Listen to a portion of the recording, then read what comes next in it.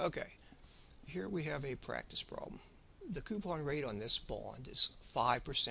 That's set by a contract between the investors and the firm or government issuing the bond. It never changes. This is an annual rate. Par value is $100. Market discount rate changes constantly or continuously. It's currently 4%, but it changes all the time based on supply and demand conditions in the market. This is an 8-year bond making semi-annual payments. So 8 years, twice a year, we have 16 payments. All right, how much is each payment? Each payment is coupon rate times par value. I want to lock that 1 so that when I copy the formula down, the 1 never changes. I also want to multiply B1 times B2, the par value, and I want to lock the 2 so that it never changes. What do we get here, which is not quite right? $5. But $5 is our annual payment. Annual coupon rate times par value. We want to divide this by 2 to get our semi-annual payment. Semi-annual payment, and here's the formula. Semi-annual payment is $2.50.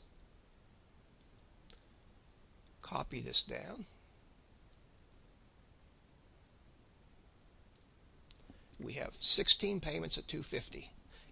These are our coupon payments. However, when the bond matures, we get our par value back, which happens to be in B2. So our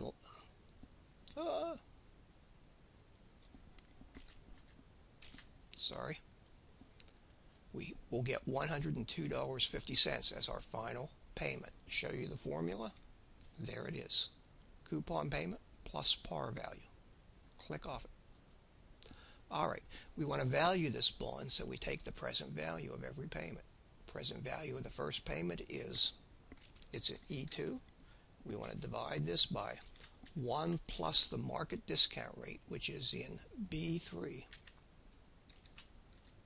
Currently, the market discount rate is 4%, so we divide by 1 plus 0.04. Not quite right.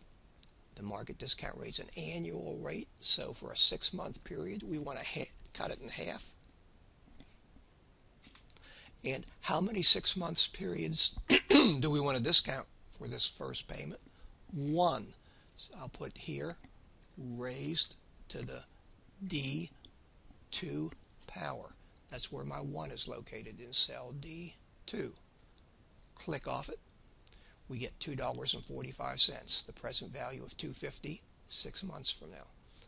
This is the present value now of $2.50 paid in 6 months. If we copy this down 1 cell, the present value of the second $2.50 is lower because it's further into the future. Look at the formula. It is E3, that's where the $2.50 is located, divided by 1 plus half the yield raised to the D3 power. 2 periods. Click off it. Copy down. Here are my sets of present values. The coupon payments see their present value get smaller as they are out further in time, but the last payment has a present value that's substantially higher due to the fact that the $100 par value is included in the last payment. We might say this first payment is worth $2.45. The second payment is worth $2.40. Next to the last payment is worth $1.86, and the last payment is worth $74.67. All of them combined are worth how much? If the whole bond consists of all these payments, and these are what each payment is worth, the value of the whole bond is just the sum of the parts.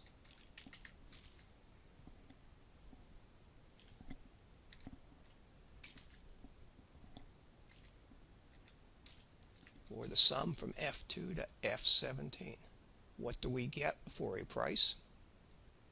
$106.79.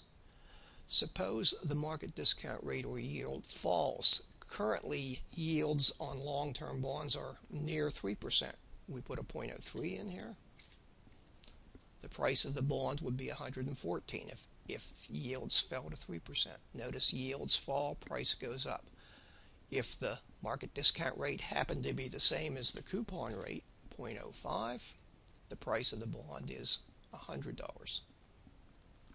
All right, one other way to value this bond might be to use the PV formula. We want to put in the PV formula the market discount rate, which happens to be in the PV formula B3 divided by 2. That's the semi-annual rate. The number of periods, 16. The payment, it's let's just call it $250. That's a violation of course principle. Future value, 100. That's my par value. And type, these payments are end of period. Type 0.